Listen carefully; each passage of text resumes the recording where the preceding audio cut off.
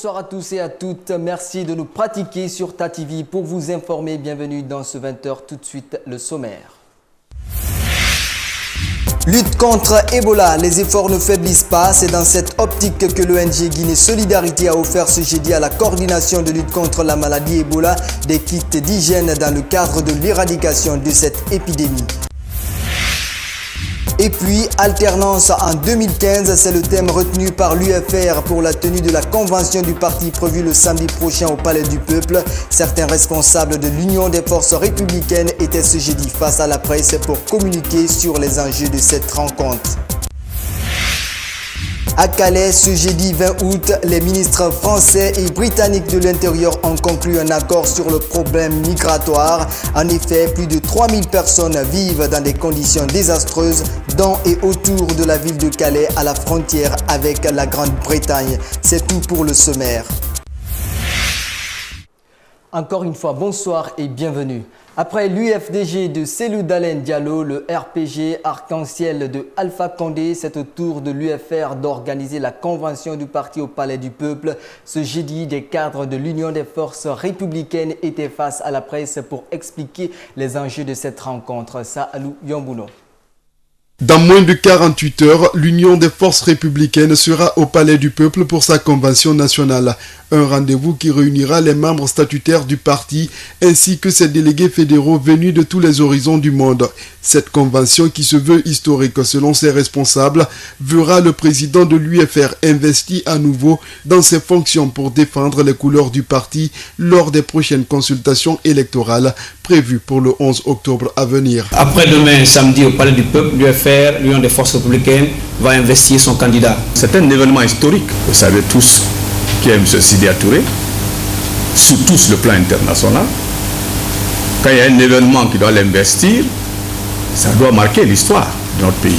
Cette convention se tient sous le thème Union pour l'alternance en 2015. Par ce thème, l'UFR annonce des alliances avec plusieurs partis politiques et bon nombre de mouvements de soutien en sa faveur. L'UFR, dans sa stratégie de conquérir plus d'électorats dans notre pays, a décidé d'aller en union avec certains partis politiques et certains mouvements et associations de Guinée pour mieux élargir sa base et mieux impacter sur le vote du 11. À ce titre, nous avons une vingtaine de partis qui sont annoncés. Nous avons une centaine d'associations et mouvements de jeunesse qui viennent en appui pour soutenir la candidature du président de l'UFR. Au plan extérieur, des dispositions semblent être prises pour la réussite de l'événement. En tout cas, du côté de Paris, on dit être prêt. Maintenant, les Guinéens viennent de partout, y compris des intellectuels de premier niveau. Venir démarcher l'UFR, ce n'est pas l'inverse. Alors, mon frère, l'UFR France est totalement prêt, vous verrez, quand l'élection présidentielle se tiendra. Assurer l'alternance en 2015, c'est l'objectif que s'assigne la troisième force politique du pays. De quelle stratégie use-t-elle pour y arriver? Le soir du 11 octobre nous édifiera. Et puis, les autorités ivoiriennes viennent de réagir suite à certaines accusations qui toucheraient l'intégrité de leur pays dans l'échec du retour en Guinée le dimanche 16 août 2015 du président des FPDD Moussa Dadis Camara, le député RDR de la ville de Mam Konaté Sidiki, intervenant dans l'émission interactive sur notre radio Chéri FM Guinée, nie ces accusations qui fusent de partout depuis cette date. Sayon Kourma. L'ex-chef de la junte militaire guinéenne Moussa Dadis Camara avait émis le souhait de regagner la capitale guinéenne le dimanche 16 août dernier. Mais ces jours-là, alors que le candidat à la présidentielle de 2015 était attendu à l'aéroport international de Conakry-Bessia par ses militants, finalement, le passager tant attendu n'a pu atterrir. L'attente a duré et certains sont partis jusqu'à incriminer la Côte d'Ivoire dans cette affaire, car le vol qui devrait décoller de Ouagadougou pour Conakry devrait passer la nuit à Abidjan avant de regagner la capitale guinéenne. Des accusations que balaye d'un revers de main Konaté Sidiki, l'ex-ministre ivoirien de l'artisanat et de la promotion des PME et actuel député RDR de la ville de Mans. Ça, c'est de la fabulation. C'est un avion commercial qui contient donc des Africains comme des Européens. qui fait juste escale à Abidjan pour continuer en Guinée. Pourquoi les autorités ivoiriennes empêcheraient-ils M. Dadis Camara de se rendre dans son pays? Pourquoi les autorités ivoiriennes viendraient le prendre en escale en l'empêchant? Il n'a même pas décollé de Ouaga. Et pourquoi on l'empêcherait alors d'Abidjan de rejoindre son pays? Je ne crois pas que la Côte d'Ivoire ait quelque chose de particulier contre le camarade président Dadis ou contre une autorité quelconque. Toutes les autorités guinéennes transitent par la Côte d'Ivoire. Toutes les autorités, vous savez que toute l'opposition, tout le monde transite par la Côte d'Ivoire. Il n'y a vraiment pas de mesure spéciale qui va empêcher M. Dadis Camara de rentrer dans son pays. L'ex-porte-parole des forces nouvelles n'est pas passé par 4 chemins pour dénoncer l'utilisation abusive du nom de la Côte d'Ivoire dans ce report avorté. Pour le maire de Man, Sidiki Konaté, il revient plutôt au FPDD d'éclairer la lanterne de ses militants sur les raisons du retour avorté de leur président. Moi, je pense qu'il appartient à la formation du président Dadis Camara tout de suite de faire un communiqué et de dire clairement, on n'a pas besoin d'attendre. Parce que sinon, après ça, on va croire que la Côte d'Ivoire a quelque chose contre Dadis. Ça va personnaliser le débat, mais je ne crois pas que c'est dans l'intérêt de la Côte d'Ivoire aujourd'hui d'empêcher un citoyen quelconque ou d'exclure un citoyen quelconque dans un jeu. Non, nous avons beaucoup à faire en Côte d'Ivoire pour ça. Nous avons beaucoup de responsabilités à assumer. Je ne crois pas du tout que ça soit ça une préoccupation de l'État de Côte d'Ivoire. Et pour Maître Jokamé Yaba, avocat de Moussa Dadis Camara, interpellé au téléphone par un site local sur les raisons du retour manqué dans la journée du dimanche de son client, Maître Abba répond qu'il communiquera très bientôt sur la question et sur celle liée à la date exacte de retour de Dadis en Guinée. Et pendant ce temps, avec le responsable de la communication, Maxime Manemou, c'est le silence en radio. Remise officielle ce jeudi à Conakry d'un important lot de matériel dans le cadre de la lutte contre Ebola. C'est l'œuvre de charité de l'ONG Guinée Solidarité en Allemagne. À travers ses kits d'hygiène, l'ONG entend accompagner la coordination dans l'éradication de cette épidémie. Oumar Sow. Ce don d'une valeur de 58 000 €, environ 493 millions de francs guinéens, est composé de gants, de désinfectants, de savon et de chlore. Selon les donateurs, ce geste est le fruit d'un battage médiatique autour d'Ebola de l'ONG Guinée Solidaire résidant en Allemagne. Quand notre peuple, la Guinée, notre pays a des problèmes, des soucis, aussi de venir au secours. Donc c'est dans ce cadre-là que nous avons fait la collecte auprès des institutions allemandes et nous avons fait un battage médiatique qui a été entendu par les donateurs, par des entreprises, par des personnes privées, par des Allemands, alors qui ont bien voulu nous accompagner et qui ont mis tout ce matériel-là à notre disposition. Et nous, à notre tour, notre ONG a remis ça à la Guinée. Cette charité de l'ONG Guinée Solidaire vient soulager les efforts du gouvernement guinéen et ses partenaires dans la lutte contre l'épidémie à virus Ebola. Je voudrais saisir cette occasion pour remercier vivement la donatrice pour ce geste combien de fois humanitaire.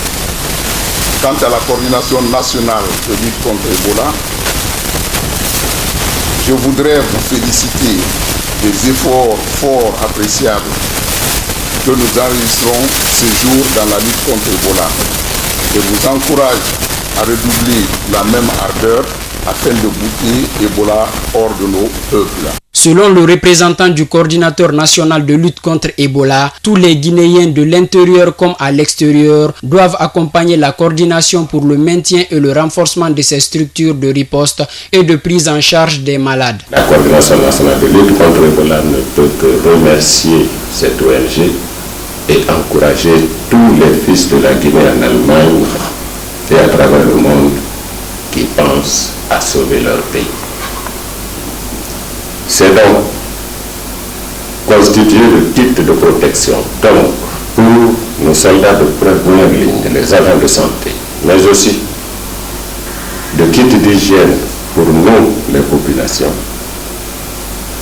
C'est donc bien donc à point nommé au moment où la coordination nationale peut déclarer aujourd'hui que l'épidémie est stagnante mais vers le bas.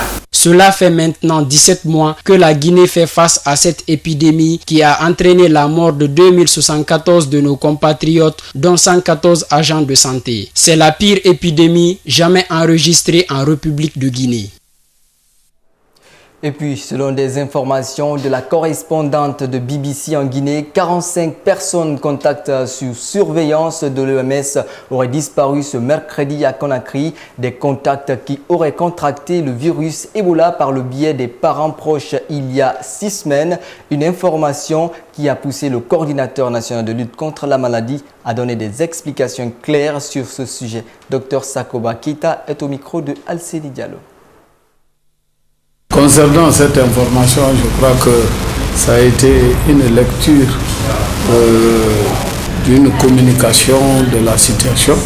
Comme vous savez, ils ne sont pas professionnels de santé.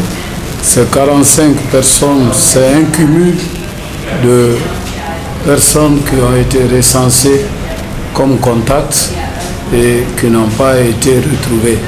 Parce que comme vous le savez, notre suivi des contacts, c'est pendant 3 semaines. Et ils ont fait allusion à 6 semaines. Déjà, après les 21 jours, on nous a dit que la personne sort de nos registres. Donc, c'était dans l'exercice de faire le cumul, d'être honnête envers tous ces contacts qui, déjà, à notre yeux, ne constituent plus un risque de contamination car le délai d'incubation étant déjà dépassé. Cependant, il me revient de vous dire qu'on a eu 2 cas dans ces 72 heures dans la ville de Conakry, dont un décès communautaire et un vivant, et derrière lesquels nous avons eu à identifier 3 suspects qui ont été hospitalisés hier à Nongo. Ce qui fait que le nombre total que nous avons dans nos centres d'hospitalisation est de 15 personnes, dont 6 cas confirmés et 9 suspects. Parmi ces 9 suspects, les 3 qui ont été reçus hier, on a reçu aujourd'hui le résultat de leur examen, c'est négatif. Donc on les a sortis des registres. De nouvelles stratégies de communication en vue pour faire adhérer les communautés jusque-là réticentes. C'est ce qu'ambitionne l'Organisation mondiale de la santé OMS.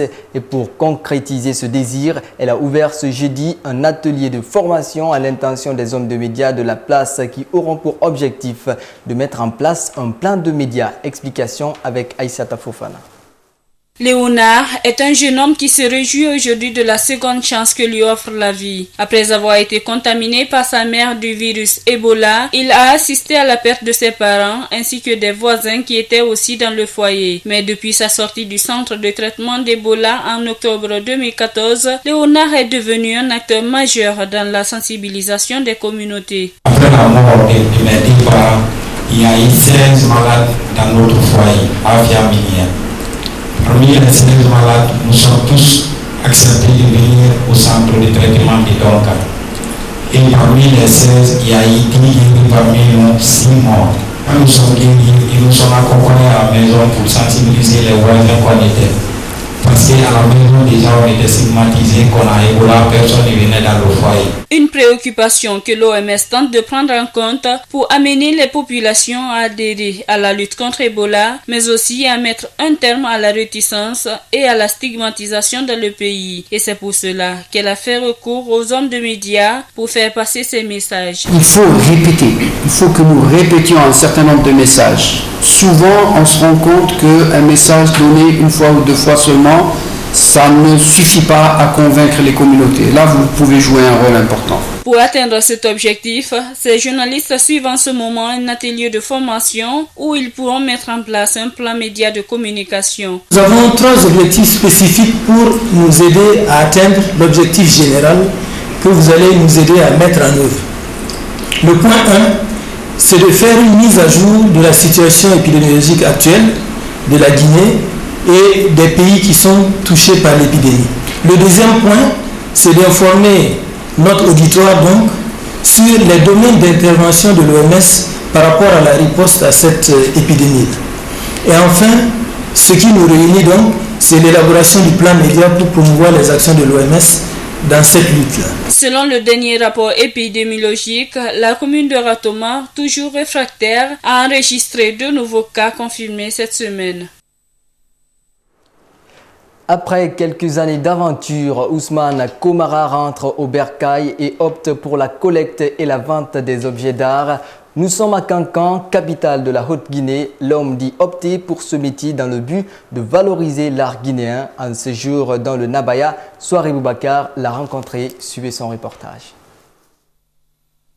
Âgé de 57 ans, Ousmane Komara a une affection particulière pour les objets d'art africains et plus précisément ceux guinéens. Après ses études secondaires, il s'est lancé dans cette aventure. Quelques années passées à l'extérieur du pays, il rejoint le bercail en 1990 et s'installe dans le Baté. Là, Ousmane Komara ouvre une petite place d'exposition d'objets d'art avec une somme dérisoire. Avec 40 000 francs, j'ai commencé le travail là. C'était le travail de mon salaire. Et le prix de mon salaire, alors j'ai commencé à faire, j'ai évolué. Et comme mon papa a un magasin au bord de la route, j'ai fait quitter les gens, j'ai pris un petit magasin. C'est comme ça, aujourd'hui je suis là. Mais je cherche quand même à faire l'art guinéen. Et je veux que les Guinéens comprennent que vraiment l'art est très important. Et le gouvernement aussi doit beaucoup aider les artistes. Et c'est ça la vie d'un peuple. En revendant ces objets, cet artiste dit défendre la culture africaine et demande de l'aide pour pouvoir s'offrir plus de collections. Oui, ça dépend, parce que l'art n'a pas de prix. On ne peut pas fixer un prix réel. Il y a quelqu'un qui peut prendre ça, et moi je peux le vendre à 1 million guinéen, il peut le vendre à 10 millions francs guinéens, selon sa connaissance, surtout les relations, surtout si tu es aidé. Parce que si la Guinée m'aide aujourd'hui à aller exposer, à voir quelque chose, ou bien me donner les moyens ici de pouvoir m'acquérir, tu verras autre chose ici plus que ça. Je vais rendre ici plus joli, et quel que soit le blanc, il va admirer la Guinée. Quand il part, il revient encore. C'est l'art qui fait ça. Depuis plus de 30 ans maintenant, Ousmane Komara exerce ce métier de vente d'objets artistiques. Tous les jours, dès 6 heures du matin, il s'attelle au travail et nettoie affectueusement ses produits qu'il ne fabrique pas lui-même, mais fait office de finisseur. Ouais, je ne peux pas dire que c'est moi-même qui les fabrique tous, parce que tout le monde connaît ce travail-là, c'est une chaîne. Alors moi, je suis un finisseur, j'ai des frères qui font la conception et moi, je finis aussi, je parachève l'œuvre. Parmi ces échantillons exposés là, plusieurs cultures sont représentées et à part le côté esthétique, certains objets, semble-t-il, possèdent un pouvoir mystique.